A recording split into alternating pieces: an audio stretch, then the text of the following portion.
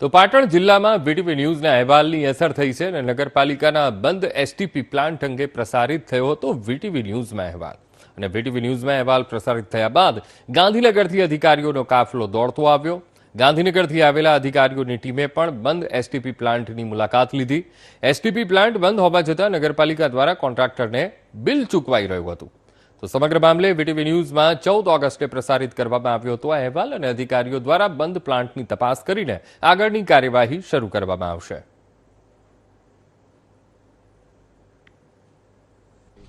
આજે પાટણ નગરપાલિકાની અંદર મ્યુનિસિપાલિટી કમિશનરમાંથી એક તપાસ અર્થે એસટીપી પ્લાન્ટના ટીમ આવેલી હતી. એ ટીમ મ્યુનિસિપલ કોર્પોરેશનમાં હતી. અમને સમાચાર મળતા અમે ત્યાં પહોંચ્યા.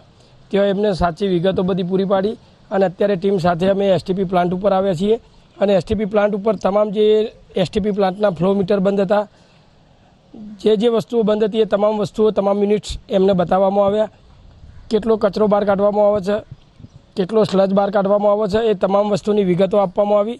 પાટણ નગરપાલિકા હદ વિસ્તારમાં આવેલો પાટણ શહેરનું જે ડ્રેનેજનું પાણી છે તે ફિલ્ટર થાય છે અને એસટીપી પ્લાન્ટના જે દ્રશ્યો બતાવવા માંગીશ કે આ એસટીપી પ્લાન્ટ છેલ્લા ઘણા સમયથી બંધ હાલતમાં હતો ને જેનું જીપીસીબી દ્વારા જ્યારે સર્વે કરવામાં આવ્યું ત્યારે તે દિવસે પણ આ એસટીપી પ્લાન્ટ બંધ હતો. એટલે કે સમગ્ર જે રીતે એસટીપી પ્લાન્ટ બંધ હતો તેનો અહેવાલ વીટીવી ન્યૂઝની અંદર પ્રસારિત કરવામાં આવ્યો હતો અને અત્યારે ગાંધીનગરના ઉચ્ચ અધિકારીઓની ટીમ અહીંયા એસટીપી પ્લાન્ટ જે છે ત્યાં ગાડી અત્યારે તેની મુલાકાતે પહોંચ્યા છે. એટલે કહી શકાય કે પાટણ પાલિકાનું જે નગરણ તંત્ર છે તે એસટીપી પ્લાન્ટ બંધ હોવાના કારણે આ જે દૂષિત પાણી સમગ્ર શહેરનું આવે છે તે દૂષિત પાણી સિંચાઈ વિભાગની કેનાલોમાં છોડવામાં આવતું હતું. આ સમગ્ર અહેવાલ જે રીતે વીટીવીની અંદર પ્રસારિત કરવામાં આવ્યો છે અને અત્યારે ગાંધીનગરમાંથી આરસીએમની ટીમ અહીંયા ટીમના જે ઉચ્ચ અધિકારીઓ છે તે અહીંયા પહોંચ્યા છે અને સમગ્ર જે એસટીપી પ્લાન્ટ છે તેની ઝીણવટભરી તપાસ કરવામાં આવી રહી છે. એટલે કહી શકાય કે જે રીતે દર મહિને લાખો રૂપિયાના બિલ ચૂકવી દેવામાં આવે છે, પરંતુ જે એસટીપી પ્લાન્ટ અત્યાર સુધી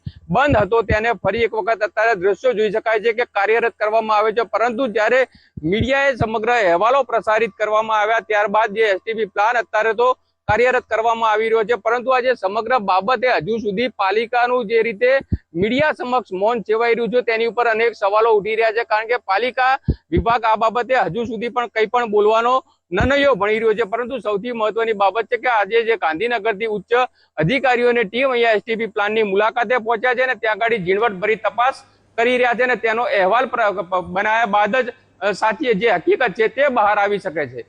ભરત પ્રજાપતિ, વીટીવી ન્યૂઝ, પાટણ.